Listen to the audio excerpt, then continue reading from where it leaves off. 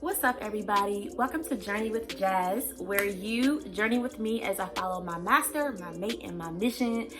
What's up? So I'm so glad to have y'all here. I got you here. This is not one of those videos. This is not one of those, okay, let me tell you 5 tricks and tips to get 1 million subscribers and likes. Let me tell you all these different ways of growing your YouTube channel. You gotta do this, this, and this. This ain't that. Though I would love to grow my YouTube channel in that way, I don't serve likes, I don't serve clout, I don't serve popularity. I serve God. I am a child of God. So just direct your attention real quick, because if you stay here, you're going to get a lot out of this. If you stay here, you're going to gain valuable information about your relationship with God, and you'll be able to see some things that are holding you back from growing internally and in your YouTube channel. So let's jump right in. Okay, so if you haven't seen my last video that talked about how do you hear the voice of God, go check that out. I'll put it in the description.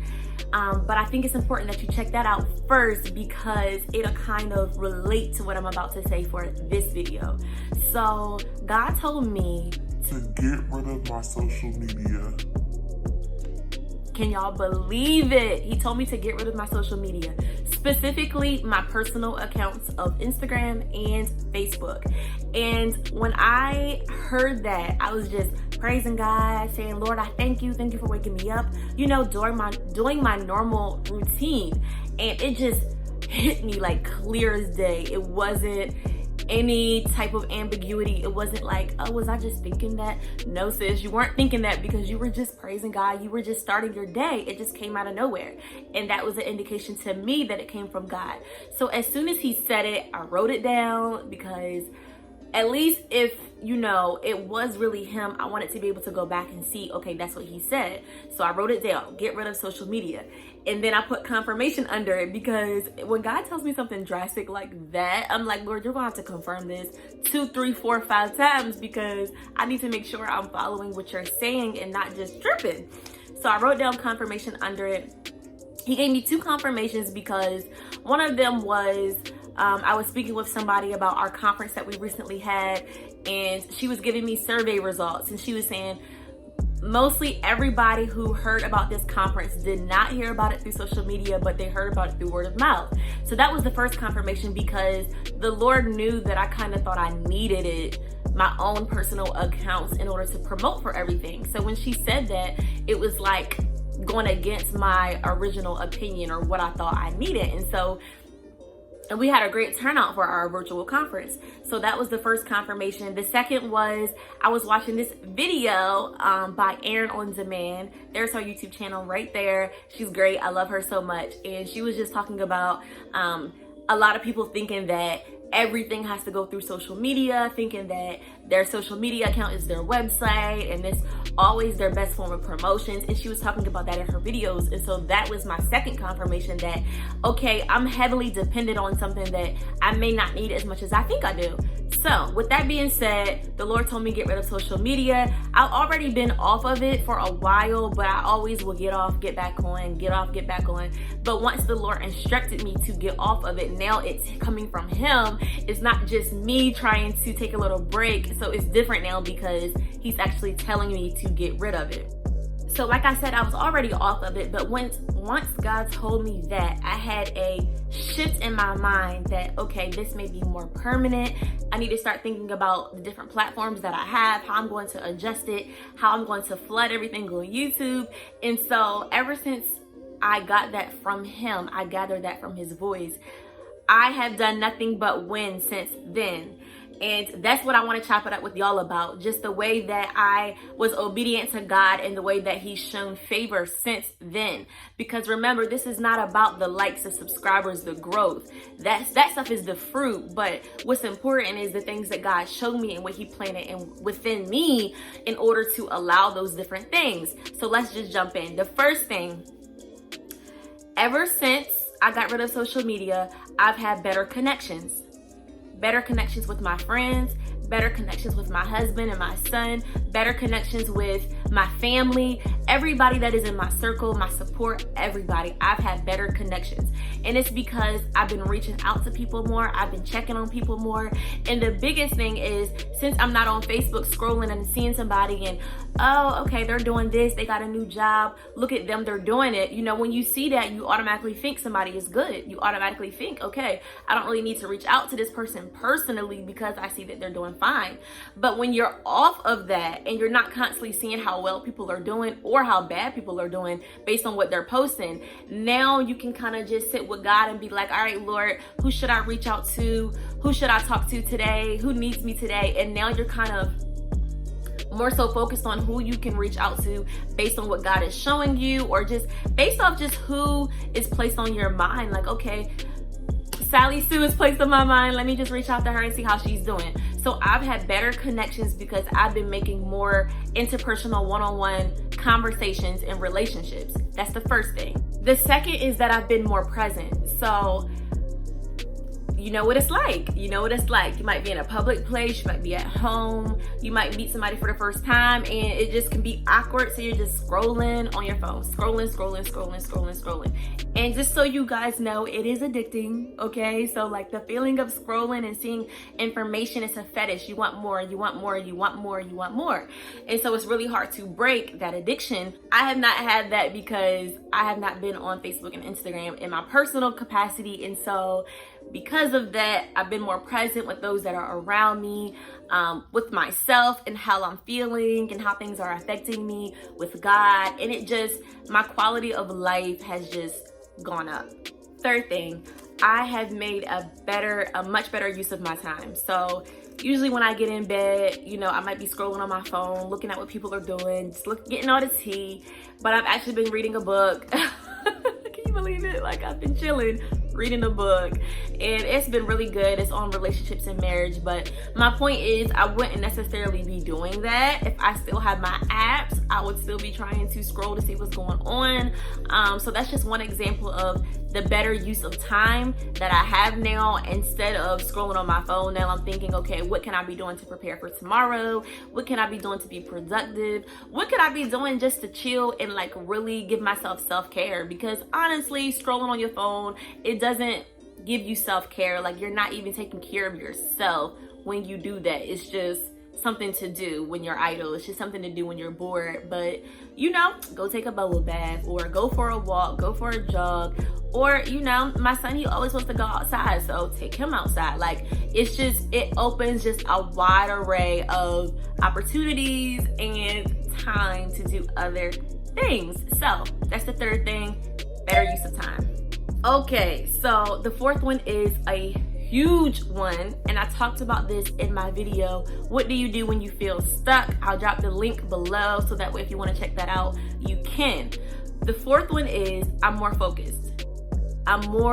focused. I have tunnel vision, and I'll just share this really quick. I'm about to go to my internship in Hampton, and you have to go through a tunnel to get there. And the other day when I was riding under that tunnel, I was just thinking, this is what tunnel vision looks like.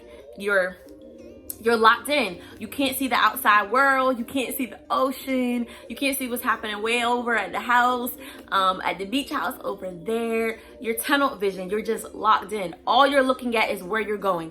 All you're looking at is the cars that are directly surrounding you. That is the people that are around you. That is the people that are encouraging you, and they're on the path with you. That's all you can see when you're in a tunnel. And I love that feeling, and I've noticed these last few weeks I've been there. I've been tunneled vision. I haven't had all types of things distracting me and pulling me. I'm focused on what am I supposed to do today? How does God want to use me today? I'm available, Lord, what's up? And so it's the same thing with not being on social media.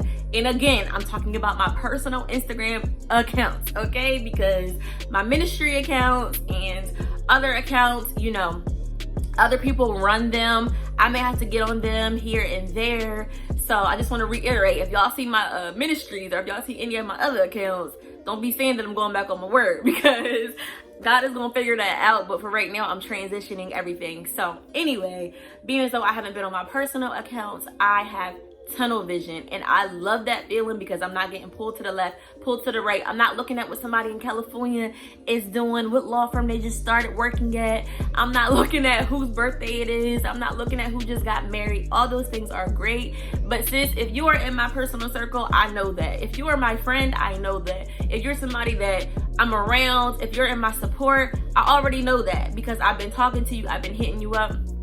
And that's not to say that you can keep up with everything and keep up with what everybody is doing. That's fine. But honestly, I don't want to. Like, if it's urgent, if it's immediate, if it's happening right now, or even if I do miss something, I'm okay with that because the things that I need to focus on, the things that are directly in front of me is what I'm worried about, and that is tunnel vision. And that has been the most advantageous part of getting rid of social media. Okay, and here's the part that you came here for. If you have a YouTube, if you're a creator, if you have any type of platform, we do think about, okay, how do I increase engagement? How do I get more likes and subscribers? Though we're not doing it for that purpose, and I do want to emphasize that. Don't get up on YouTube and don't be creating podcasts and doing all that stuff because you want clout, because you want influence. That's not going to do it, honey, because as soon as you don't get that stuff, as soon as it goes away, as soon as it is up and down, guess what? You're up and down, and you're doing it and then you're not doing it. And you want to be consistent on your platform. You want to deliver regardless. Remember that the main thing that you want to do is add value. When I get up here, I want to add value to the listener. I want to tell them something they may not know. I want them to leave my channel better than the way that they came. That is my number one priority. The engagements, the likes, the subscribers, all that stuff is great. Because remember, you want to reach as many people as possible. You just don't want to always be pressed about that and always trying to figure out how to get the best results. Leave that to the Lord. Let him favor you. Let him increase you. Let him do all that stuff. My point here is that since I've been obedient to God as far as getting rid of social media and stepping away from those other platforms, I've had increased engagement. So if you just go through my YouTube channel for the past 5-6 months, the videos that I posted, I was posting them on my Instagram, on my Facebook, heavily promoting for them, trying to get everybody to watch them, and I didn't get that many views on those videos. However, the last few videos that I've posted where I've been specifically focused on not promoting on social media, I have had more engagement than those prior videos, or about the same engagement as those prior videos. Please tell me how that makes sense. If we need all these other promotional things, if we need all these other tactics that people say that we need, then I shouldn't be getting the same or better results when I do it God's way. That is my point here.